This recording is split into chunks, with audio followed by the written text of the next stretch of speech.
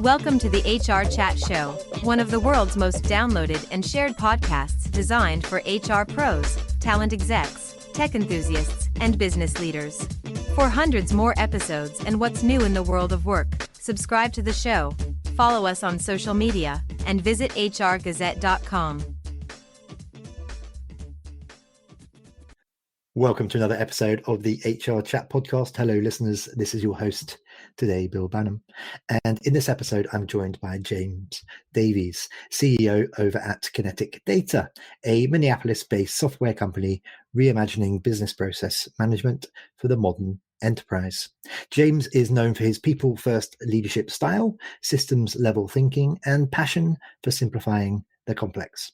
Under his leadership, Kinetic has evolved into a trusted platform serving some of the world's most security-conscious organizations, from the US Department of Defense to Fortune 2000 enterprises. And in this episode, we're going to explore James's views on leadership, digital transformation, and how to balance innovation with operational excellence. James, it's my pleasure to welcome you to the show today. How are you doing? Thanks, Bill. Yeah, great to be here. I'm doing great. Before we get into the meat of the conversation, why don't you just take a minute or two, James, and tell me what I missed there in the intro. Tell our listeners a bit about yourself, your career background, and what gets you up in the morning. Yeah, it's well, good to be here. So yeah, I'm James Davies, and I'm now CEO of Kinetic Data, which is a business process management company or workflow company. I got my start kind of early on. I think our careers helped to shape where we are today. So early on, when I was about 15 or 16 years old, I come from a big family, and I got my first job actually on the help desk of our local telephone company. I grew up in New York, and so I would be answering questions for customers that called and their dial-up wasn't working or their DSL wasn't working back in the day. And that's where I learned about customer experience, how to overcome upset customers or challenges that they were having. And that's really what set up my career in kind of the service management space. And so at Kinetic Data, we help organizations streamline service management. We provide web portals for our customers to be able to engage with them. So in working at that telephone company, I found myself grounded in that self-service space, and I really loved that and excelled there. And then I went off to college, and after college, one of my first jobs was actually working at the US State Department. I worked for a systems integrator, a contracting company that was managing a help desk. So kind of, it's funny how your origins wind up becoming part of your career journey. And that helped, the State Department actually had purchased our software, and I was the lucky guy that was assigned to help implement it. And so what they were trying to do is enable U.S. State Department employees and even the general public to make it easier for them to self-serve. So instead of picking up the phone, waiting on hold, or sending an email and waiting days for the help desk to get back, provide a portal that constituents or U.S. State Department employees could come in and say, here's what I need. And then Workflow Engine would actually either automate certain processes or get it to the right person and provide visibility. So that was my start, my first interaction with Kinetic. When I decided to leave the State Department, Kinetic gave me a call and they said, hey, we need someone on the East Coast to help us with implementations. And you were quite good with it as a contractor. So I signed up to do that. And then just throughout the last 11 years at the company, wore many hats. I had led our engineering team for a number of years, became the COO. And then last year, the founder asked me to take the CEO position as he took a step back to become chairman of the board. So it's been a great run, a great experience so far. We're growing, and we're excited about what we're doing in the BPM space, specifically as it relates to HR. Thanks for listening to this episode of the HR Chat Podcast. If you enjoy the audio content we produce, you'll love our articles on the HR Gazette. Learn more at hrgazette.com. And now, back to the show. All right, thank you very much. And just briefly, James, what does that say about the company culture at Kinetic, that a guy can come in on the back of being a contractor and rise all the way to CEO? It's funny. I typically, at least for key positions within the company, I'm kind of the final say on the interview process, and I like to to just vet people out. I typically will share my story, and it's really how we feel is that, you know, when you join Kinetic, we give our employees a lot of bandwidth and a lot of leeway to kind of make their own path. So they could start on one side of the company and move to the other side of the company as part of their career path. And I think that that's excellent. We can help steer them to where their skill sets lie and where their passions lie. And that was certainly the case for me. And, you know, in the course of, you know, 10, 11 years, I was able to go from, I'll say, you know, an entry level position to CEO. Let's talk a bit about Kinetic Data's mission then. So you've described it as eliminating friction and enabling flow. What does that mean in practice, James? And how does it translate into the way that your customers experience process management and automation? Yeah, so for sure. Over the last 20 years, what I've kind of seen in the tech landscape is organizations shifting from, I'll say, bespoke systems that handle, you know, one or two specific things, and many of them. And then the pendulum has kind of shifted towards consolidation. And in the name of digital transformation, we're consolidating into these mega platforms. And I've kind of observed that, and the companies observed that from afar. And we've always felt that could be a bit risky. So for instance, you know, taking all of your different, you know, your different departmental systems and consolidating those into one platform, because at the end of the day, then you're beholden to the roadmap of the vendor that you're with, and also their pricing model. And so what we decided to do is come up with this concept of what we call an agility layer that's effectively an experience layer that sits on top of systems of record. And that's what your users can interact with. Those users could be employees, they could be customers, they could be vendors. And they can effectively go into these portals and then initiate a workflow. So if it's an employee, they might say, hey, I want to send a kudos to someone else, or I want to request time off, or, you know, or I would need to do a review of someone. And then there's workflows that can then interact with source of truth systems behind the scenes. And that may be many different systems. And so we're typically not a source of truth system, but we're really this orchestration glue that has a good mix of both low code features and then pro code features to enable the best experience possible. So we really center in on human-centered workflows. So think of things where there's approvals in the loop, and we really try to think about how can we make that user experience best for the user, regardless of how systems work behind the scenes. And we'll map the complexity to those systems, but let's think about how users want to use the system so that they'll actually use the system and won't revert back to, you know, manual processes.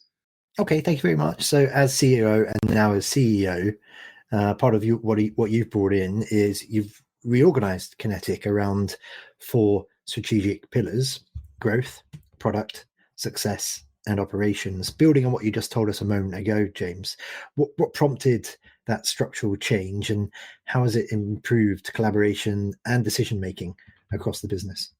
Yeah, it's a good question. You know, there's a couple of factors that went into those.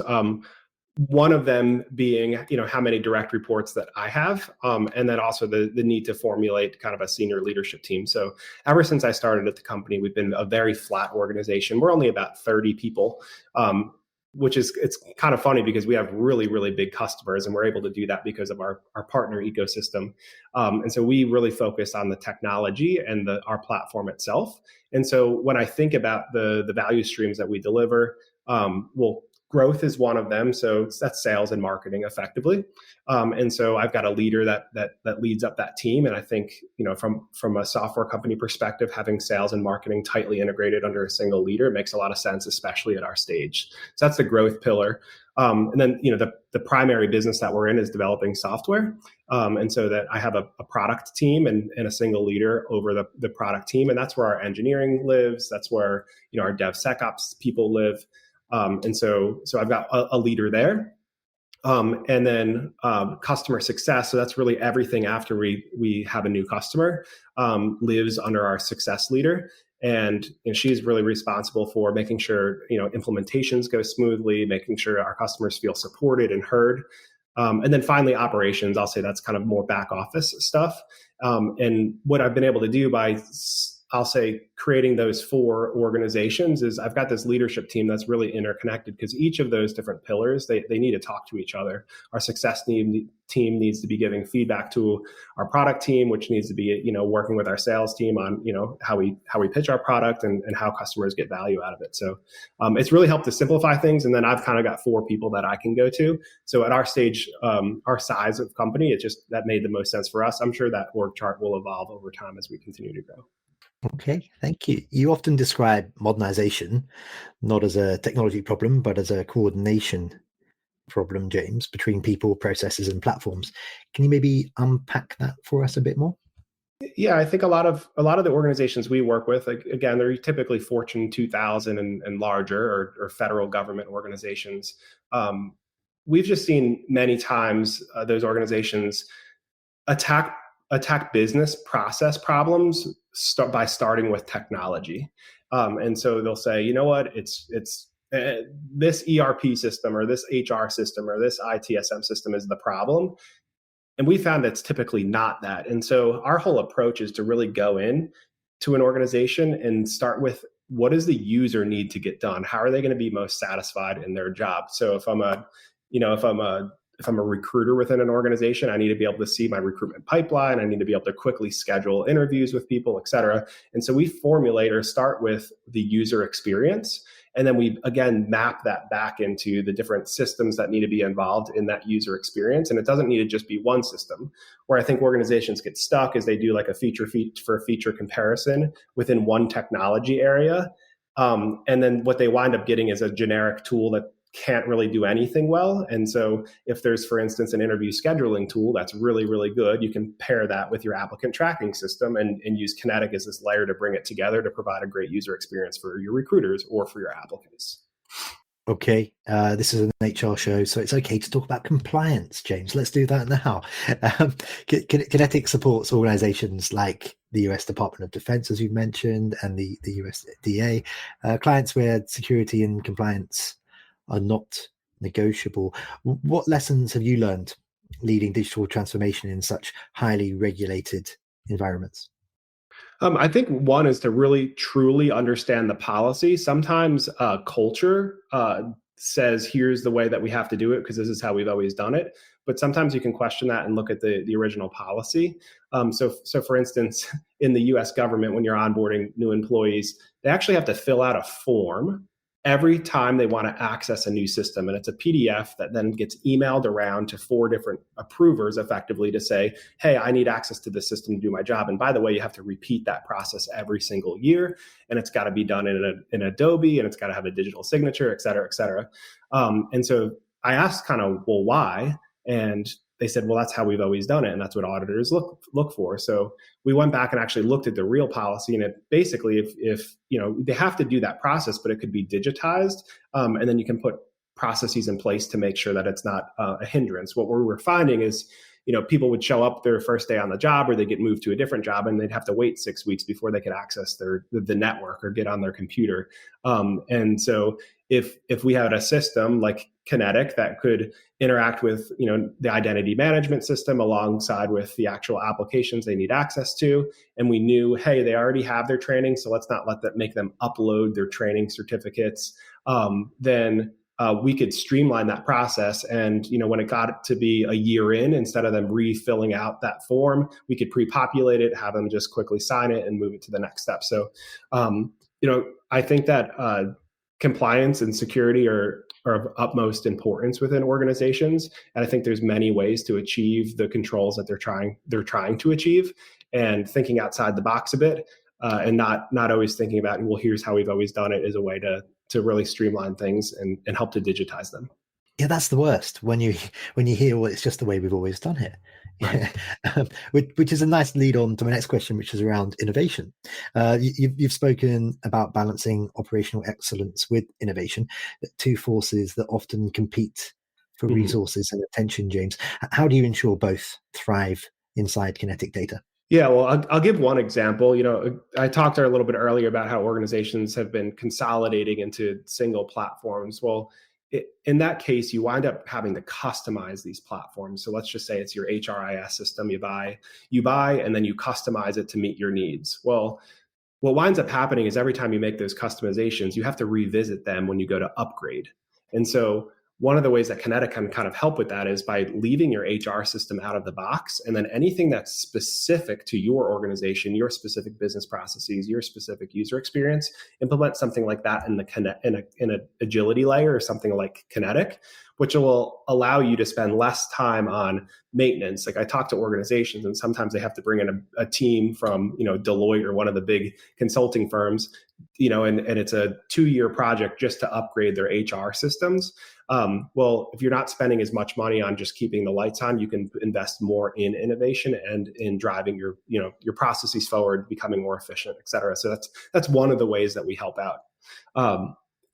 Another way is just, frankly, it's cost. There's many processes, especially on the HR side of organizations, where the business processes will touch all employees. And there's a lot of platforms out there that they choose to license their platform per user or per employee, which becomes extremely expensive to automate processes that might touch every single employee. And so we've also come up with a business model that's not based on a per user license. And so if all of your employees are interacting with this agility layer or user experience layer, i.e., a platform like ours, then they don't have to license all of those users in these backend systems. We can write to those systems on their behalf and drastically save money, which allows them to then invest more in innovation. Okay, thank you. I just want to understand a bit more about you. You describe yourself as an introverted leader. I'm not getting that today. I'm getting a humble guy, but I'm someone who's a good communicator, gregarious with me anyway. But as an introverted leader who's learned to get comfortable with being uncomfortable, what advice do you have for other leaders who may not fit that stereotypical outgoing CEO mold? Yeah, it's definitely a stretch for me to go on a podcast or do something like this. It stretches me, but it's good to be stretched. It's good to feel uncomfortable and grow. My biggest piece of advice is, before asking someone to do something, I think walking in their shoes a bit is really helpful, because then you can approach them with empathy for the job that they're actually trying to do. So for instance, before asking a new salesperson to go and sell our product, I think it's really important that I've tried to sell our product and I understand what customers are looking for and what they're asking for. And then as I'm coaching them, I can coach them from experience. And so I call that, in many ways, servant leadership as well. Being able to circle back and really support them. I'm a big fan of the inverted org chart, where, I'm supporting my senior leaders are supporting their employees. And so that's how we run the company. And it seemed to work quite well. We try to lead with transparency and humility so that everyone's on the same page. They know where we're going. It helps us achieve our goals. But yeah, I'm not your typical outgoing CEO.